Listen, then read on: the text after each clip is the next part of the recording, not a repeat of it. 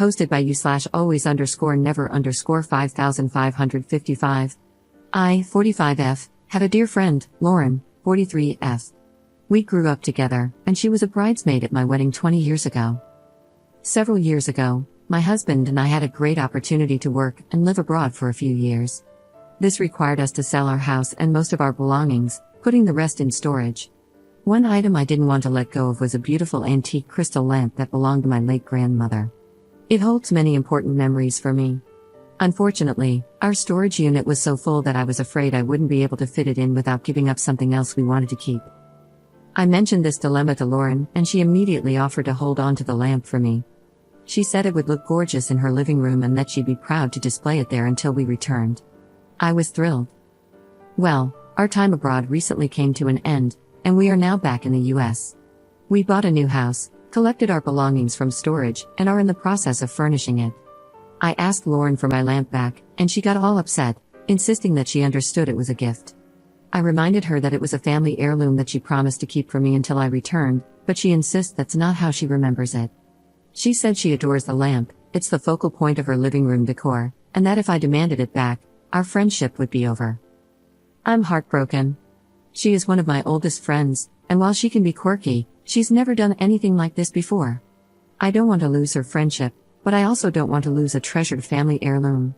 It's also worth quite a bit of money, it appraised at over $2,000. To be clear, I am 100% confident that I did not tell her it was hers to keep. Given our lifelong friendship, I thought it was safe to leave it with her. I can't even fathom why she thinks I gave it to her. We are not rich, and I would never give such an expensive gift to anyone. To make matters worse, I told my sister about all of this, and she was livid. That lamp holds memories for her too, and she was furious at the thought of it being lost to our family. I've always intended to pass it down to my own daughter. So, last week, I told Lauren I want the lamp. She burst into tears, accused me of putting material things over friendship, and said she'd give it back, though she keeps coming up with excuses for why she's been too busy to bring it over or let me come by to get it. Now I'm wondering if she's right. Is a lifelong friendship more important than a lamp? Am I the jerk for demanding it back, hurting Lauren's feelings, and making her think I don't care about our friendship? Commenter. She's the one who issued the ultimatum. She's the one who would rather have her aesthetic house with a lamp than you as a friend. She's the one who convinced herself you'd let her keep a beloved antique, despite the fact that she only has possession of it because you wanted to keep it. Her own logic and story are full of holes, and she knows it. That's why she's going nuclear. When was the last time you were at her house? Have you seen the lamp recently? Are you sure it hasn't been broken or sold? Or is she really so deluded that she built her room around an item she doesn't own and has been showing off her antique for years? Ops response.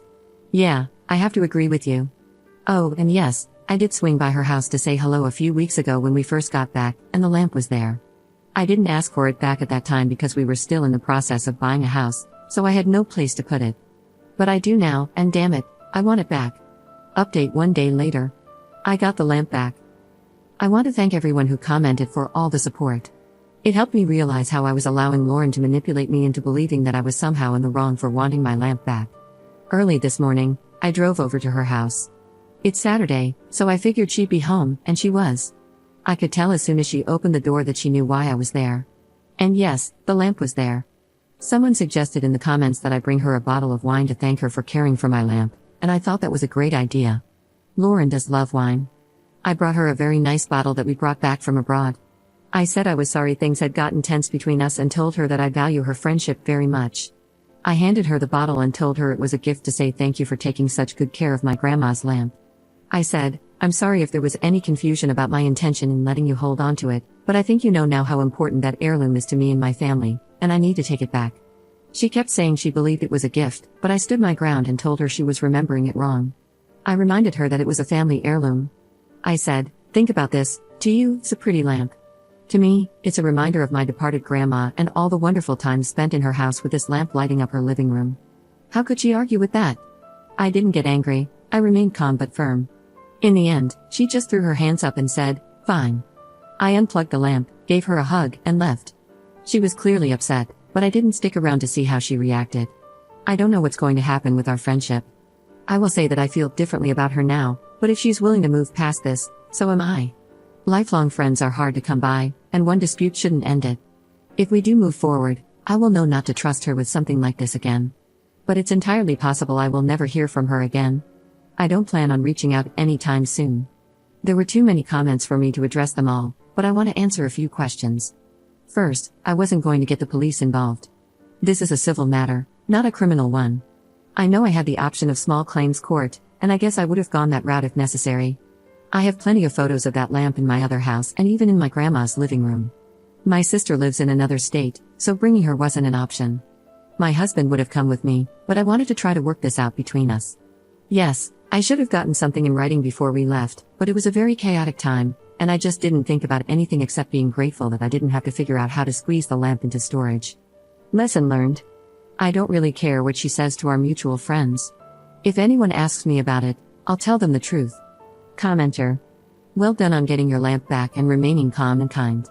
It's a difficult balance in situations like that. It's also so sad that you have to think about getting something confirmed in writing when trusting a lifelong friend. I think you can walk away with your head held high and conscience intact. It's now down to Lauren to decide what sort of person she is. Ops response. Thank you, and you bring up an important point. I did take some heat in the comments for not getting anything in writing. While I admit I honestly didn't even think about it at the time, we were getting ready to move overseas, and things were crazy. I think that even if I had, I might not have done it. It would have made for an awkward conversation, implying that I don't trust someone I've known my entire life. She's always been a bit sensitive, and I'm pretty sure that discussion would have been uncomfortable at best, kinda like asking a fiancé for a prenup. It suggests that you think there's a chance something will go wrong, and to an emotionally sensitive person, that may not go over very well. But, like the divorced person who learns a hard lesson about not getting a prenup, I know better now.